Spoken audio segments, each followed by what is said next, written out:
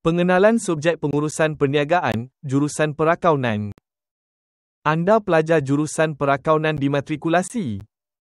Subjek pengurusan perniagaan memperkenalkan pelajar kepada konsep, fungsi dan amalan pengurusan dalam organisasi bagi memahami operasi perniagaan secara menyeluruh dan bersifat praktikal.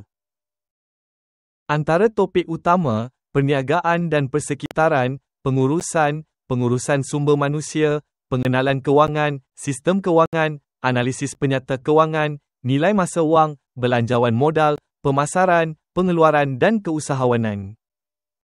Nak tahu kenapa perniagaan berjaya atau gagal? Inilah tempatnya. Ilmu ini bukan teori semata-mata, tapi praktikal, terus boleh diguna dalam dunia korporat dan keusahawanan. Kuasai pengurusan perniagaan bersama saya, Dr. Linges. Follow Dr. Linges, like, share, comment, and subscribe.